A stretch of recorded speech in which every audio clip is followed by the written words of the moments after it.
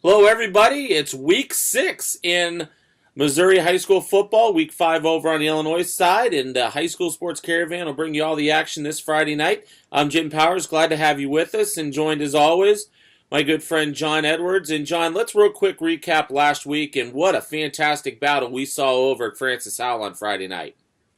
Really a great game, Jim, between two teams, and we thought it was going to be a battle. And Francis Howell, I think, tried to find every way possible, Jim, that they could possibly can do to lose that game. Sutton Smith, monster game. He had almost 50 rushes, over 300 yards, average 5 yards a carry. But really, they had no passing attack whatsoever.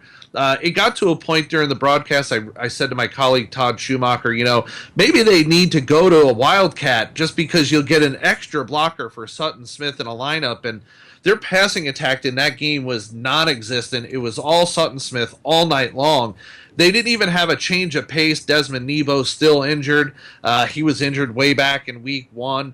Connor Flynn does an admirable job, but you know that when Sutton Smith's not carrying the ball and your passing attack's not working, they're a one-dimensional team at that point, and that was something that Zumwalt West was able to take advantage of. Yeah, and in talking to Brian Cook on Saturday morning, he said that. He says, we can't offensively have Sutton running the ball 46 times if we're going to make a deep run, and you're exactly right. They've got to get that passing attack in order, and they're going to have some time. They've got a very favorable schedule the rest of the way, and before they get into the district. But we talked about it last Friday night after the game. That's something that they've got to get shored up pretty quick if they want to make that deep run into the state playoffs. For me, Jim, I told you this weeks ago. I think they're the team from St. Louis to make that deep run in Class 6.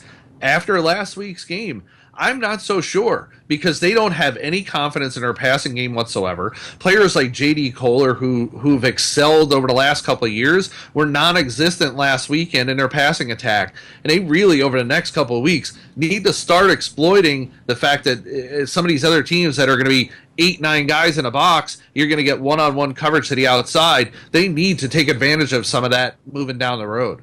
Absolutely. So last week's in the books. This week, a very entertaining game we'll have on Mission.tv as we head up to Parkway North in Pattonville, who has been kind of the surprise this year. Ran into the buzzsaw called Webster Groves last week, but Pattonville, a very talented team. Parkway North, still trying to find their way, but a lot better than what they were last year at this time. Absolutely. Talk about a Pattonville team right now. They've been ranked in the top 10 for a few weeks now in the weekly polls. They're 4-1 in the season, Jim. They're 1-1 in a tough conference. They're a team that gives up 9.6 points per game. That's second within their conference. Yeah, they lost last week to Webster Groves. They've also got 3 wins this year, Jim, in which have been shutouts. So they're a team that's pretty well balanced. Their leading rusher, Tyrone Eastern, 86 rushes, 433 yards. He's got 5 touchdowns on the season.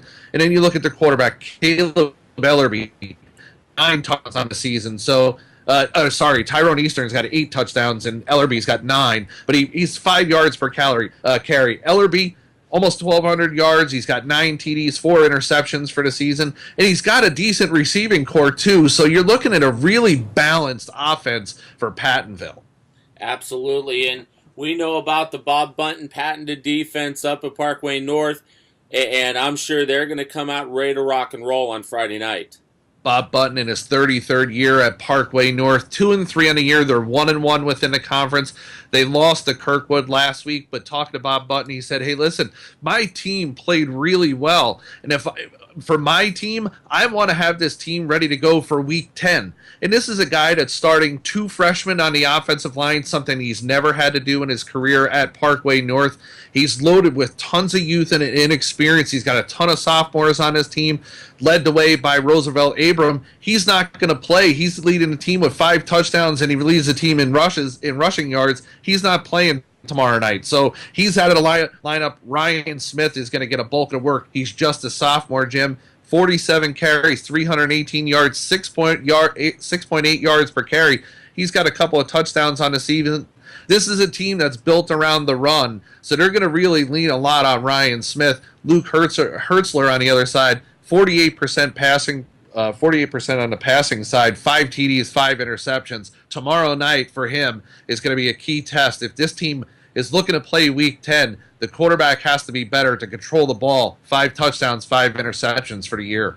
Yeah, absolutely. So that's going to be a great game. We'll have that for you on Mission.tv. Some other games from around the area, and the first one, this is kind of like rivalry weekend, so to say, around the area. And me and you, being the South City guys that we are, the big shoe game between DeBerg and St. Mary's up at St. Mary's on Friday night, that one is always an entertaining battle. Absolutely. We looked at the first couple weeks of the season for the St. Mary's team. Weren't scoring a lot of points offensively, but over the last couple weeks, offensively, they're starting to click on all cylinders. The Berg's going to have their hands full against that option offense of St. Mary's. And watch the quarterback for DeBerg, Max Buck. He's done a fantastic job in leading this Cavalier team. Nobody really knew what they were going to be about, and they're kind of one of those surprise teams that we've seen in the AAA this year. Hey, listen, don't count DeBerg out because they've been in every game so far this season, going as late into even the third quarter. If they don't have the lead, they're close coming into the third quarter, going into the fourth quarter. So this is a team that's going to hang tough. I look for St. Mary's to pick up a win tomorrow night. Absolutely. Also, some other games on the docket, and a big one on Saturday, John. A team in the top 10 in Class 5, Zumwalt North, taking on a team just on the outside looking in, Zumwalt South. Monster battle in the GAC. Mate, you're talking about, backyard rivalries, and you don't get any better than this, especially in a GAC. You know what you're getting when you go there. It's going to be smash mouth football for 48 minutes. These teams don't like each other. We know that, separated by just a couple of miles. And you're looking at a game on Saturday afternoon, which I think is going to be the highlight game of Saturday. Oh, no doubt about it. You talk about those two teams and the GAC, and we've seen a lot of the GAC over the last couple years. I'm telling you, there is some great football out in St. Charles County. There is, but there's also, where you talk about really good football in St. Charles County, there's also that top echelon of tiers in St. Charles County, and then it drops off drastically after that. But you're looking at the two Zumwalt teams that'll play on Saturday as being that top echelon, and after that it comes that drop off. Absolutely. Some big games over on the East side too. The Southwestern Conference in full swing. I had a chance to take in Belleville East, Belleville West last week, and just what a tremendous atmosphere that was, and a great game too, the Rams game of the week. This week you see the usual suspects. You got O'Fallon, you got East St. Louis looking to get wins over the two Belleville squads. You got to look at that East St. Louis team that took a prison beating a few weeks back. That's a team that looks to rebound, and in the other game as well, you're looking at teams that really desperately need rebounds moving into this week.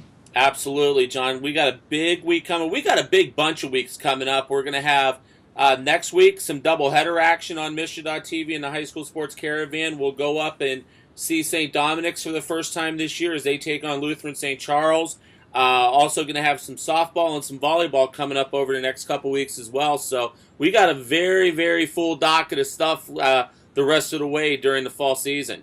Hey, for us, Jim, it doesn't get any better. We start out. It's a process for us. We start getting together in July. We build our schedule for the High School Sports Caravan, and when we get to that middle part of October, beginning part of October, we know we're going to be hitting it pretty hard from the first week of October all the way through till June when we get to the end of state baseball. Absolutely, it's going to be a great night. You and Todd have fun up at Parkway North tomorrow night, my friend.